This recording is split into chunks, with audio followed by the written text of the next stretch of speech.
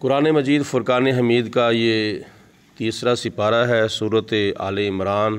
اور آیت نمبر 81 ہے۔ آج تاریخ بھی ربیع الاول شریف کی 3 ہے اور سپارہ بھی ہم آج تیسرا پڑھ رہے ہیں۔ اس آیت مبارکہ میں اللہ پاک کی ذات بابرکات نے سب سے پہلی محفل میلاد بیان فرمائی ہے۔ اس وقت کچھ بھی نہیں بنا تھا،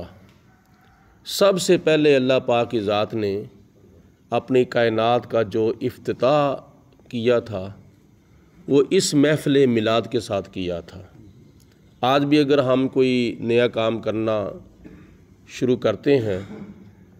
کوئی کاروبار یا کوئی دکانداری یا کوئی اس طرح کا معاملہ شروع کرتے ہیں تو ہم پہلے کسی مہمان کو بلا کر افتتاح کراتے ہیں اور اس سے دعائے خیر کراتے ہیں۔ تو نیکی کا کام جو ہے وہ کسی نیک کام کے ساتھ شروع کیا جائے تو اس میں کامیابی بھی ہوتی ہے اور اس میں برکت بھی ہوتی ہے۔ تو اللہ پاک کی ذات بابرکات نے زمین بنانے سے پہلے، آسمان بنانے سے پہلے، ساری کائنات بنانے سے پہلے اللہ پاک کی ذات نے روز ازل کے اندر لا مقام پر 2 اجلاس کیے تھے، یعنی یوں کر لو کہ 2 جلسے کیے تھے۔ پہلا جلسہ کیا تھا توحید کا اور دوسرا جلسہ کیا تھا میلاد کا۔ توحید کا اپنا جلسہ کیا تو ساری روحوں کو بلایا، آدم علیہ السلام سے لے کر قیامت تک آنے والے تمام انسانوں کی روحوں کو، چاہے کوئی کافر تھا، چاہے کوئی مسلمان تھا، چاہے کوئی ہندو تھا، سکھ تھا، یہودی تھا، عیسائی تھا، پلید تھا، پاک تھا، کوئی بھی تھا، خدا تعالیٰ نے تمام انسانوں کی روحوں کو بلا کر ایک وعدہ لیا، قال الست بربکم، بتاؤ میں تمہارا رب نہیں ہوں؟ تو سب نے ایک زبان سے اللہ پاک سے وعدہ کیا، قالوا بلا، ہاں یا اللہ تو ہمارا رب ہے۔ فرمایا جاؤ، چلی گئی ساری روحیں، بس ایک جملہ فرمایا، تو ایک جملے کے اندر ہی اپنی توحید بیان کر کے اور ان سے وعدہ لے کے سب کو واپس بھیج دیا۔ اور دوسرا جب جلسہ کیا تو وہ پاکوں کا جلسہ تھا، ناپاکوں کا نہیں تھا، پلیدوں کا نہیں تھا، بلکہ پاک لوگوں کا جلسہ تھا، اور اس میں صرف اور صرف حضرت آدم علیہ السلام سے لے کر ہمارے پیارے آقا مولا حضرت محمد مصطفیٰ صلی اللہ علیہ وسلم کی، یعنی تمام نبیوں کی روحیں تھیں، تمام رسولوں کی روحیں تھیں، کوئی غیر نبی نہیں تھا، کوئی ادھر مرزا قادیانی یا مسلمہ کذاب کی روح نہیں تھی۔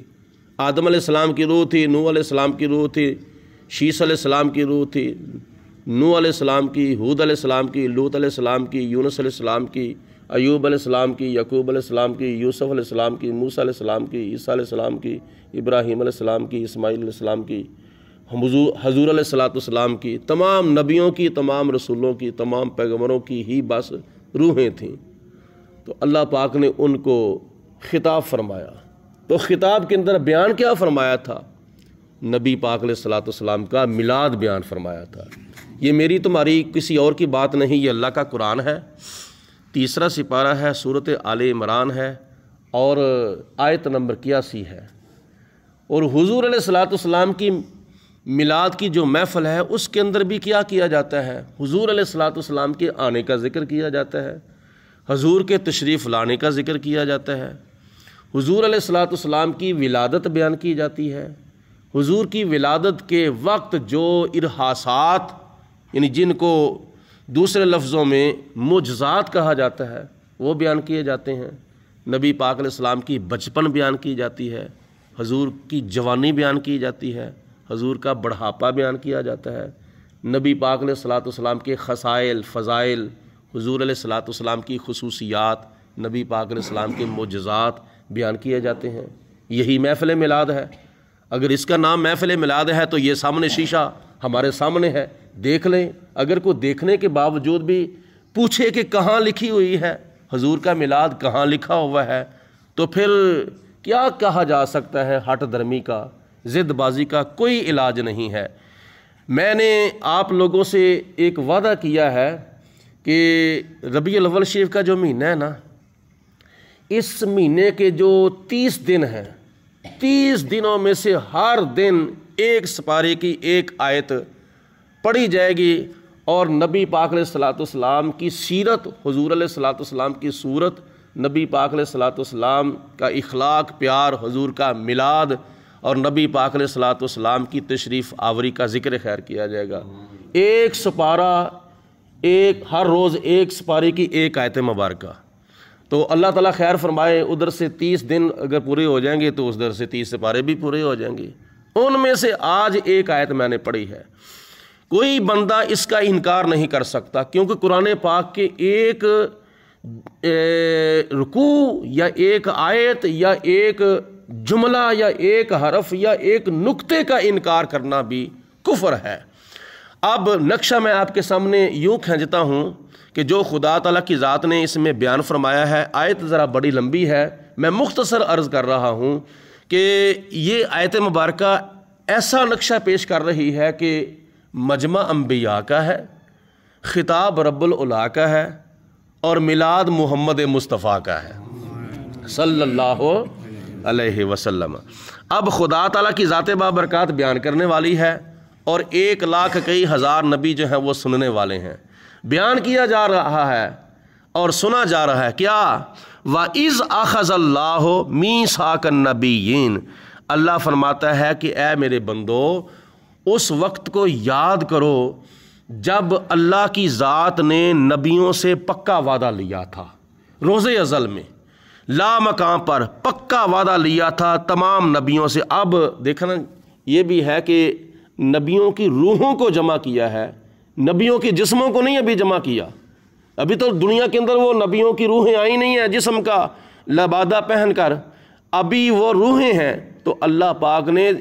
1,00,000 کئی ہزار نبیوں کی روحوں کو بھی نبی فرمایا ہے۔ اب یہاں وہ مسئلہ بھی حل ہوا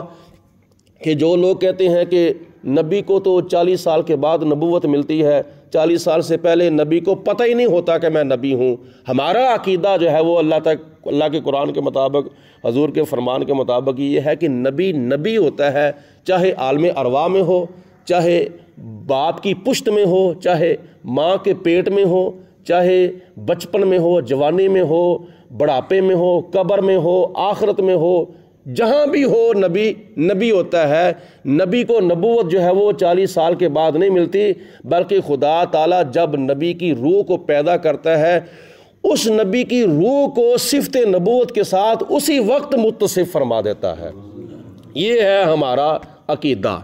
تو اللہ پاک کی ذات بابرکات نے صرف اور صرف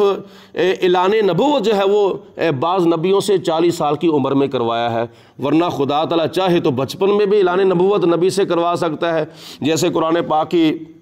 سورۃ مریم میں آتا ہے کہ جناب حضرت عیسیٰ علیہ السلام نے عیسیٰ علیہ السلام سے اللہ پاک کی ذات نے ماں کی گود کے اندر اعلان نبوت کرا لیا تھا۔ قال انی عبد اللہ آتانی الکتاب وجعلنی نبیا، یہ عیسیٰ علیہ السلام ماں کی گود میں، یعنی بچپن میں ماں کی گود میں دودھ پینے کے زمانے میں اپنی نبوت کا اعلان فرما رہے ہیں۔ اللہ پاک نے فرمایا کہ میں نے نبیوں سے وعدہ لیا۔ کیا وعدہ لیا تھا؟ لما آتیتکم، البتہ جو میں تمہیں عطا فرماؤں، اے میرے نبیوں جو میں تمہیں عطا فرماؤں، کسی کو تورات دوں، کسی کو انجیل دوں، کسی کو زبور دوں، کسی کو صحیفے دوں، کسی کو کوئی شان، کسی کو کوئی مقام عطا فرماؤں، کسی کو صفی اللہ بناؤں، کسی کو نجی اللہ بناؤں، کسی کو خلیل اللہ بناؤں، کسی کو خلیفۃ اللہ بناؤں، کسی کو ذبیح اللہ بناؤں، کسی کو روح اللہ بناؤں، کسی کو کلیم اللہ بناؤں، اور من کتاب و حکمت، کوئی کتاب عطا فرماؤں، حکمت عطا فرماؤں، اور پھر جب تم دنیا میں جاؤ، جا کر اپنی نبوت کا سکہ چلاؤ، لوگ تمہارے ہاتھ پاؤں چوم رہے ہوں، تمہاری شریعتوں پر عمل کیا جا رہا ہو، تو اللہ پاک فرماتا ہے ثم جاءکم، تم سب کے پیچھے میرا آخری رسول، آخری پیغمبر حضرت محمد مصطفیٰ صلی اللہ علیہ وسلم تشریف لے آئیں، تو خدا تعالیٰ نے فرمایا اس کی شان سب سے پہلے یہ ہوگی، وہ رسول ہوگا مصدق کل ما معکم، وہ تمہاری تمام نبیوں کی نبوتوں کی تصدیق کرتا ہوگا۔